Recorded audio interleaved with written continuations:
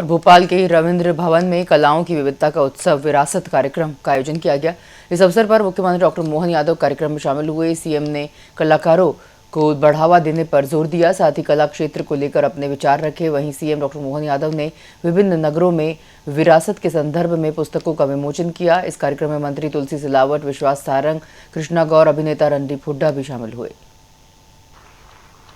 एक ऐसे व्यक्तित्व के धनी वीर सावरकर, जिनके जीवन के विविध पक्षों को जितने भी प्रकार से जानोगे, ऐसा लगेगा कि ये वो दौर के महावीर हैं, जिनके कारण से उनके अपने बाकी जीवन के और पक्ष भी आना बाकी है, लेकिन उनने वाकई अद्भुत जीवन जिया और मन की संघर्षशीलता इतनी जबरदस्त है कि अपने विचारों के बलबूते पर एक बार नहीं, अंग्रेजों ने दो बार उनको काला पानी की सजा दी।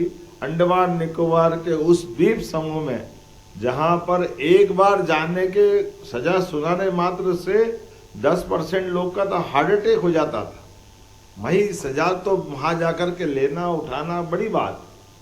लेकिन आज मुझे इस बात का आनंद है कि हमारे बीच हुड्डा जी आए, तो हुड्डा जी बता रहे थे, बड़े मजाक कर रहे हैं, वो अपने पापा से मजाक कर रहे। ये बात सही कि उनको लोकसभा में भी ऑफर किया गया था कि आप चुनाव लड़ लो। उन्होंने कहा नहीं, मुझे अभी अपना राजनीतिक क्षेत्र के पहले चित्रपट संसार में अपना बड़ा मुकाम हासिल करना है। तो कोई बात नहीं, आपकी भावना, जब आप आओगे तब आपका स्वागत। हमारा ये क्षेत्र इतना बढ़िया है कि 5 साल का बच्चा भी आए तो स्वागत, और 85 साल का कोई व्यक्ति आए तो भी स्वागत। और आज के इस दौर में तो यशस्वी प्रधानमंत्री के जीवन के इन पक्षों को देखो तो ध्यान में आएगा, आप सबके लिए भी सीखने और सोचने लायक होगी। 50 साल तक माननीय मोदी जी जीवन काल के किसी चुनाव में कभी नहीं लड़े। अभी आप 48 के हो, इसलिए मैं बोल रहा हूं, 50 साल तक कोई चुनाव नहीं लड़े। और ये भी बात सही है, आजादी के बाद कोई ऐसा नेता नहीं है जो चुनाव लड़े पहला और सीधा मुख्यमंत्री बने। ये भी नरेंद्र मोदी जी के नाम पर रिकॉर्ड है।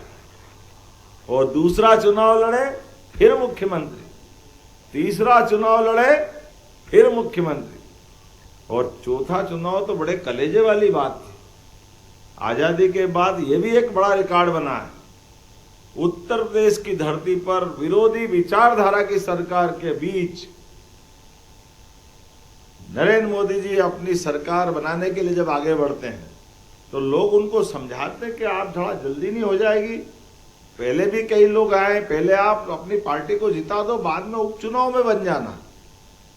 लेकिन मोदी जी ने कहा नहीं, मैं स्वयं भी चुनाव लड़ूंगा, मेरी पार्टी भी चुनाव लड़ाएगी और अपने अकेले बलबूते पर दिल्ली की सरकार भी बनेगी। और बना के बताई उनने, ये बड़ा चमत्कार किया जो आज तक इतने बड़े राजनीतिक सफर में आजादी के बाद से भारतीय जनता पार्टी के किसी एक ऐसी व्यवस्था से, क्योंकि हमारी सरकार तो 3 बार माननीय स्वर्गीय भारत रत्न अटल बिहारी वाजपेयी जी के नेतृत्व में बन चुकी थी, लेकिन वो 24 दलों को मिला के बनाई थी, पता नहीं कितने प्रकार की। मैं तो एक छोटी सी जानकारी देता हूँ, बड़ी अटपटी भी है कि वो 24 दलों को मिला के बनाते तो कितना कठिन जाता है हमारे लिए।